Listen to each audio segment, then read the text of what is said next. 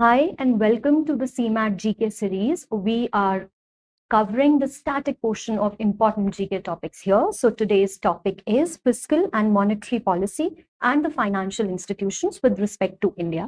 So static portion makes around 50 to 60% of the examination. So it's very important to remember these facts.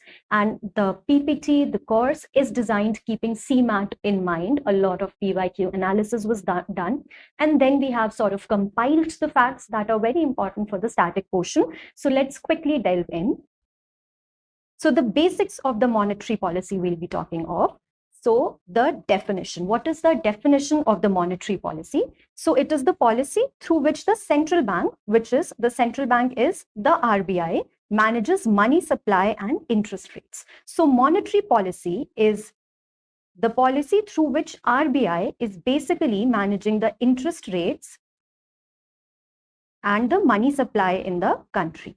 So this is what monetary policy is, as the name suggests, monetary and money, and also the interest rates. So it is controlled by the Reserve Bank of India via the Monetary Policy Committee. So there is a Monetary Policy Committee, which is, which controls the monetary policy, but it comes under RBI only. So the main controller of the monetary policy is the RBI. It controls it through the committee, Monetary Policy Committee. Now, the primary objective is price stability, inflation control while supporting the growth. So while keeping the growth of the country in mind, the price stability, or in other words, the inflation has to be controlled. Like there is inflation, but it should not increase or decrease beyond a certain threshold. Now the inflation target, so it is 4% CPI. Now what is CPI? So there is like a basket of goods where certain goods are defined. So these goods have been decided. So CPI is the consumer price index. So CPI says that the price of these basket goods should not increase beyond 4%. So this 4% is the CPI and the band is 2 to 6%. The key tools. So the key tools are repo rate, reverse repo rate, CRR, SLR, market operations, and bank rate. So these are the key tools which are connected to the monetary policy. These are the tools through which monetary policy is controlled, designed, and decided. We'll read about them further, but this was the very basic definition. Now the key tools that we were talking of, now we are explaining those key tools. So the first is the repo rate. What is the repo rate? Repo rate is the rate at which RBI lends short-term funds to commercial banks. So not for long-term, but repo rate is the rate through which RBI is lending to banks. This is the repo rate. Now, reverse repo rate would definitely mean the opposite. It is the rate by which banks are lending to the RBI. So rate at which RBI borrows from these commercial banks, this is the reverse repo rate. Now, CRR is the cash reserve ratio. What is it? It is the percentage of deposit banks must keep with RBI in cash form. So there is a minimum percentage decided for each of the commercial banks, and that percentage of the deposit should be kept with the RBI. This is called the cash reserve ratio. That much amount of money should be reserved by the banks and they should be kept with RBI to ensure that they can function properly, to ensure that they don't lose money of common people. Now, SLR, or the statutory liquidity ratio, it is the percentage of deposits bank must maintain in liquid assets, which is cash, gold, and government securities. So there are some liquid assets which are defined. These can be cash, these can be gold, these can be government securities. Liquid assets are those assets which would be easily, traded and everything. So this is the minimum percentage of deposits these banks must maintain in form of these liquid assets. Now, what is a bank rate? It is the rate at which RBI lends long-term funds to banks, which is less frequently used these days. So now repo rate is for the short-term lending. When RBI lends to the bank for long terms, it is called the bank rate. Now, open market operations, or OMO, this is what? When RBI is buying or selling government securities to control liquidity. So when RBI starts buying and selling government securities to control the liquidity of the country, maybe to boost the liquidity, it is called the open market operation. And this is also a liquidity activity. Liquidity means the money should be flowing in the economy. So these are the key tools which are used in the monetary policy, and these are explained. So these are common things which should be known. They can be asked in the match the following format as well. So they should be known. Now, other important terms of the monetary policy. So, hawkish stance. What is a hawk? A hawk is a bird which sees everything, right? So, hawkish stance means the central bank is inclined to raise interest rates to control inflation. So, a hawkish stance means there is an overseeing. The bank is seeing the interest rates and inflation. So, when it decides to increase the interest rates. Now, inflation is primarily controlled by increasing or decreasing the interest rates. So when bank increases the interest rates to control inflation, this is known as the hawkish stance. Now another word, dovish stance, when central bank lowers the interest rates to boost growth. Now, when interest rate is lowered, then growth is boosted. Why? Because lending becomes, because borrowing becomes easy, borrowing becomes cheaper for people. They can borrow and they can invest more money. The growth is spurred through that process because, of course, if interest rates are lower, people would be inclined to borrow and then buy. So hawk and dove, these are two birds. So hawk is increasing interest rates and dove is when interest rates are decreased. So when the rates are decreased, obviously it is to spur the growth, and when the interest rates are increased, it is to control the inflation, control the buying power. Now, liquidity adjustment facility, or LAF, is the mechanism by which RBI manages liquidity using repo and reverse repo. So when RBI increases, decreases the repo and the reverse repo rates, it is known as the liquidity adjustment facility. So by controlling the rates at which RBI is lending to the banks and borrowing from the banks, the RBI is targeting to control liquidity, because whatever the lending and borrowing rates of banks are would ultimately affect the lending and borrowing rates in the country. Now, base effect. So, base effect is what? It is the impact of previous year's price level on the current inflation rate calculation. Expansionary monetary policy means increasing the money supply. That means lowering the rates to stimulate the growth. So, this is an expansionary policy. When you want to stimulate more growth, what do? You lower the interest rates. To increase the growth, as we discussed, the interest rate should be lowered. Now, again, the opposite is the contractionary policy. You decrease the money supply. How do you do that? You make the rates higher, and this is to control inflation. So whenever the rates are decreased, the interest rates are decreased, it controls inflation. Whenever they are increased, it controls the growth. It increases the growth. So simple, not very complicated. And we just should know the major meaning of these terms. Now here we'll talk about the basics of the fiscal policy. We discussed the monetary policy, right? Now what is fiscal policy? So government's use of spending and taxation to influence the economy. So we know that monetary policy was the concern of RBI, and we know it is controlled through interest rates, right? Major tool is like interest rates. Now fiscal policy is the business of government. This is the government's domain. And what is the tool that government has as far as money is concerned? The government has taxation. So how the government is using taxation to control the economy is decided in the fiscal policy. So monetary goes to RBI, fiscal goes to the government. Now who controls it? Of course, the Ministry of Finance, Government of India, not the RBI. Government cannot control the monetary policy. RBI cannot control the fiscal one. So here it is all about tax, and for monetary policy, it was all about the interest rates. Let's see. The key instruments through which it is done: budget, taxation, public expenditure, revenue, public debt, and fiscal deficit. Now we'll study about all these terms. The objectives: full employment, price stability. So the objectives are the objectives of any government, which is to ensure employment, to maintain the price stability, to have balanced growth, to have equilibrium in balance of payments, and of course, social justice is also an aspect.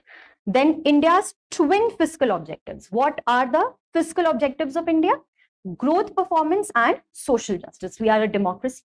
We have to ensure that growth is balanced with social justice, because we are also a very diverse country.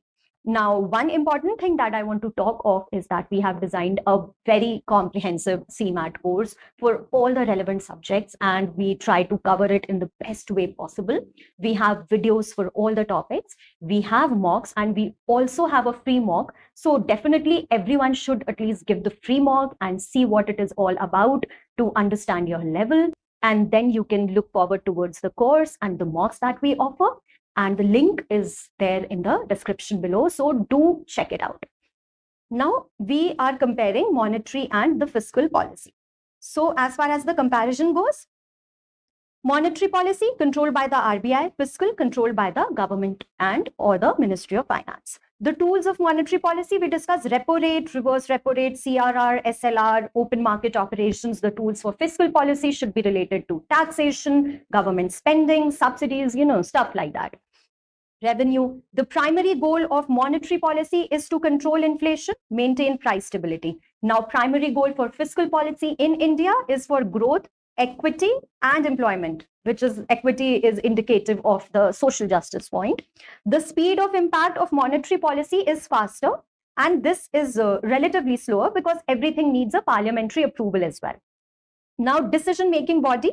So for monetary policy, the body is the Monetary Policy Committee. It comes under RBI only, but this is the decision-making body. And for fiscal policy, the decision-making body is the Union Cabinet and the Finance Ministry. Now, here are the basics of the union budget. We are covering the static portion. So whatever the basic of the budgets would be, it would be more relevant when exam happens and current affairs are done. So we also provide these consolidated current affair PDFs and the GK PDFs near the exam. So for now, we are focused on the static portion of the union budget, which is very important. Question can be asked from here as well. So the constitutional basis of the union budget is the Article 112, which is the annual financial statement. It is presented by the Union Finance Minister. The presentation date is 1 February every year since 2017. Earlier, it used to be the last working day of February. Now, financial year is from 1st April to 31st March. Components are revenue budget and the capital budget. These are the two major components of the union budget. The nodal body is Budget Division, Department of Economic Affairs, Ministry of Finance. So this is the main precise body which oversees this process. It is passed via Finance Bill, Appropriation Bill, and both these bills require the Lok Sabha approval. Then we also have the railway budget. It is merged with general budget from 2017. Earlier, it used to be different. So these are the important static points.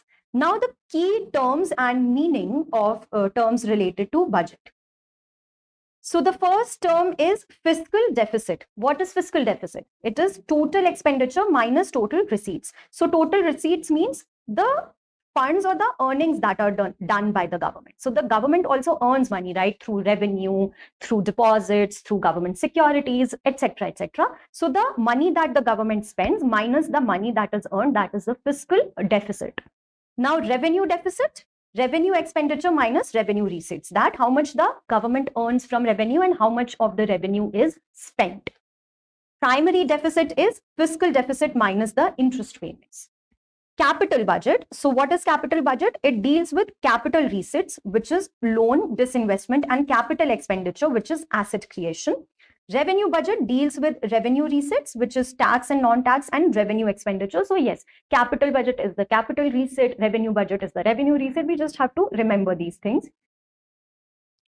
Vote on account, provision allowing government to meet expenses for short period until full budget is passed. So economic survey basics we'll be covering. What are the basics of the economic survey and what economic survey is? The definition is annual document reviewing the state of Indian economy over the past year. So economic survey, as the name suggests, it's a survey basically. So it's a document which lists the state of Indian economy, the state of economy in a document form, and it is done for every year. It is prepared by, again, DEA, Department of Economic Affairs, which comes under the Ministry of Finance. The key author and editor is the Chief Economic Advisor of India. So we have to remember who this person is near the exam duration. When is it presented? It is tabled in a parliament a day before the union budget. So 1 day before the union budget, the economic survey is presented. It was first published in 1950-51. The status is not legally binding. It is a review and analysis document. It is not a policy directive. So this is just review and analysis, what has been the state of the Indian economy in the past year. What does it have? It has macroeconomic trends, it has sector-wise performance, and it has some policy recommendations. Now we will talk about some financial institutions, which are development banks and others. So first we talk about NABARD. NABARD is the National Bank for Agriculture and Rural Development. It is the apex institution for agricultural and rural credit. And it was established in 1982. So as the name suggests, it does exactly that. So loans in the name of agriculture and to the rural population. SIDBI is the Small Industries Development Bank of India. It promotes MSME or the micro and small or medium businesses, and it promotes MSME financing because definitely it's a bank. It was established in 1990. EXIM, as the name suggests, it is the Export-Import Bank of India. It finances and facilitates foreign trade. It was established in 1982. So financing the foreign trade, etc. NHB is the National Housing Bank. It is the apex housing finance institution, and it is the subsidiary of RBI. Initially, it used to be a subsidiary of the RBI. LIC is the Life Insurance Corporation. It is the India's largest life insurer. It is a PSU. It was established in 1956. So this can be asked as well, that is LIC a PSU? Who is the largest life insurer in India? IFSC is the International Financial Services Center. It is located in Gift City, Gujarat. It is India's first international financial hub. So first international financial hub is in the Gift City, and it is known as the IFSC. And it's not the IFSC code.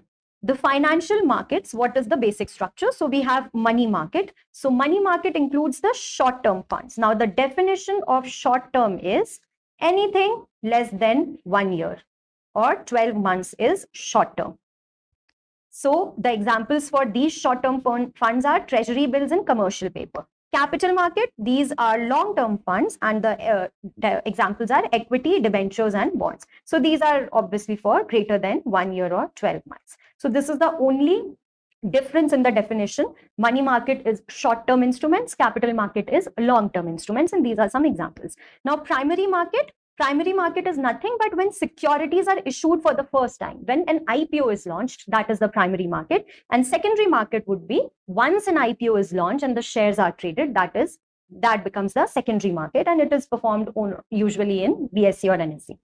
GSECs or government securities, these are debt instruments issued by the government to raise funds. So these are debt instruments by the government.